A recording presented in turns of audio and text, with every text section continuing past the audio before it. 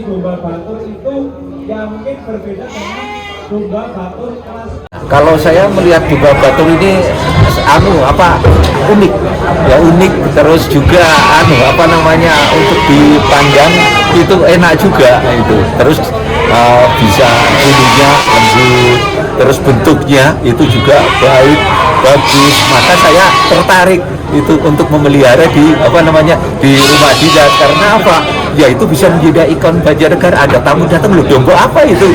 Domba batur. Wah, saya kepingin beli di mana? Beli di sana dan sebagainya. Ini sebetulnya hal seperti itu karena memang bentuknya unik ya, bentuknya unik lain daripada yang lain. Jadi bisa untuk menjadi hiasan itu. Karena apa? Kalau dibandingkan dengan dagingnya untuk dijual itu dengan harga yang tadi ada 25 juta, ada 15 juta, ada yang 50 juta. Kalau dimasak ya enggak ada artinya, enggak ada kalau kita beli domba aja 50 juta sudah berapa domba ya, ada 10, bisa ya 10 sampai itu. Tapi ini bukan itunya tapi adalah nilainya, keunikannya yang dilihat. Mengapa domba batur ini menjadi mahal dan untuk dilelang dan tidak ada di daerah yang lainnya, itu intinya, sehingga perlu kita kembangkan dan kita lestarikan domba batur. Kalau populasi saat ini ada berapa nih? Nah, untuk di Banjarnegara populasi domba batur saat ini mencapai 10.300-an ekor. Termasuk rendah, Mas. Jadi kalau dibandingkan dengan domba lokal yang masih di atas 180.000 ekor, sebanyak 10.000 hanya berapa? 1/18-nya. Hanya 5%-nya. Nah, makanya kita bisa terus supaya. Tapi memang ada kekhususan untuk domba batur memang untuk dataran tinggi, sehingga tidak bisa seluruh wilayah Banjarnegara yang di dataran panas itu bisa memelihara. Kita maksimalkan di dataran tinggi mulai dari Diyak, Batur sampai dengan Pandanarung kita kembangkan. Insya Allah kita targetkan sampai 21.000 minimal ya, seperlimanya dari total kita kembangkan. Upayanya apa ya untuk peningkatan populasi? Kita penangkaran supaya yang kita hasilkan para peternak kelompok dari Kabupaten Bamalan ini bisa menghasilkan grade yang A banyak, tidak menghasilkan grade yang B atau B masih masuk atau C, D sampai seterusnya yang akhirnya masuk ke potongan. Ya, masuk dengan program upline ini ya untuk meningkatkan. Di sentranya sendiri di Batur, Pejawaran, Sembelang, Wanayasa, kalau sedikit kali kuning itu masih campur juga dengan domba lokal karena keterbatasan stok untuk yang unggulnya, sehingga masih perlu kita kembangkan supaya lebih banyak stok unggulnya. Pak Firman, untuk mengantisipasi pembelian indukan dari luar daerah itu seperti apa, Pak? Ini perlu penguatan semuanya ya untuk menjaga kelas manufak Banjarnegara supaya yang kalau mau jual keluar ya mungkin yang grade bawah lah C atau D-nya, tapi yang grade AB tolong dipertahankan. Kecuali sudah afkir ya silakan. Tapi kadang mohon maaf kita kontrolnya kurang ketat. Mungkin saat itu lagi butuh biaya melepas dengan harga yang menggiurkan, itu kita memang kurang. Tapi sudah kesepakatan dengan semua kepala korporasi, para kelompok supaya hal semacam itu selalu warning buat para kelompok, disepakati untuk tidak menjual yang grade A utamanya. Silahkan mau menjual yang grade C atau D untuk di luar sebelum kita maksimal di Banjarnegara. Kalau untuk saat ini tren populasinya cenderung meningkat atau dibanding 2023 kita naik. 2023 kita 9.000-an, hanya dalam waktu setahun kita bisa meningkat 1.000 ekor.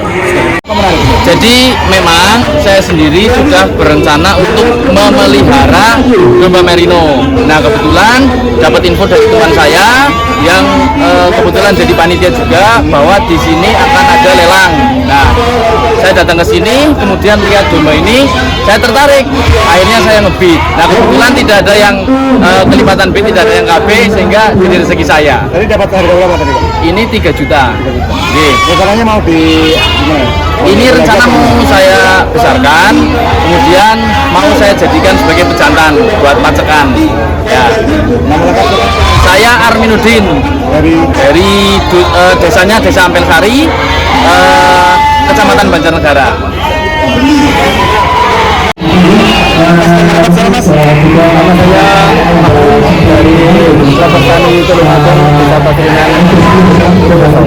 Mas, tanggapannya gimana ini? Tanggapannya saya sangat bangga atas adanya pengadakan apel ini untuk acara lelang ini karena untuk dari penjualan dari kelompok itu bisa mempermudah dan untuk meningkatkan kenaikan harga. Ini dijual berapa Pak? Tadi saya menjual dari sembelih tersebut 3.000. Usia berapa Pak sembelihnya Pak? Sekitar 2 bulan.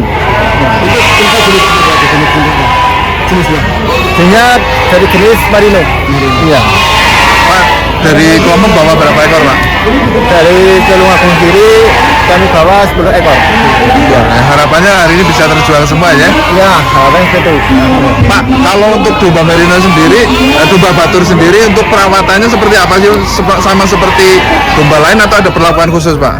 Sebenarnya sih sama, cuman karena merino itu kan beda sama yang kupingnya panjang itulah, itu namanya domba apa ya, tawa ya. Itu sebenarnya sama, cuman perbedaan itu. Kalau perumatan atau pakan itu seperti rumput-rumput yang biasa itu. Misi dengan Bapak siapa? Atoilah Pak, Dari dari Dinas Peternakan Provinsi Jawa Tengah. Pak Atoilah, bisa dijelaskan itu kriteria penjuriannya seperti apa? Terus ciri-ciri domba batur yang unggul itu seperti apa? Untuk penjurian sendiri kami ada 3 kategori nih yang dilombakan. Jadi ada cempe jantan, kelas cempe betina, terus kelas domba ekstrim. Jadi dinilai itu ada dari warnanya, ada dari bulunya, ada titiknya tanduk, terus bentuk telinga, terus garis punggung, bentuk ekor, bentuk tubuh, terus dari kebersihannya juga, terus dari bentuk kepala dan kaki. Jadi kalau secara umum domba batur itu yang bagus itu yang dari penampakannya itu yang bulunya itu nutup semua, kecuali yang mukanya sama secara umumnya sampai itu yang nutup semua itu Pak. Oke. Oke, kalau di Jawa Tengah sendiri untuk domba batur ini termasuk jenis unggulan apa belum Pak? Unggul juga karena sudah ditetapkan oleh Kementerian Pertanian dan daftar sebagai sumber daya genetik hewan lokal Jawa Tengah. Pengakuan skala nasional oleh Kementerian Pertanian. Oke. 15 detik lagi. Jika di sini belum terjadi closing, Bapak Ibu nanti bisa opsi kedua, langsung takon langsung harus yang duwe kira gitu. Mau anggarane ini lagi iki kok yang ngomong setelahnya 15 tahunan sejuta 15 juta gitu kan. Ya, waktu habis untuk lelangan Mbak Susi ya. Oke, Mbak Susinya ternyata belum ada yang melamar. Bapak Ibu, lelang pertama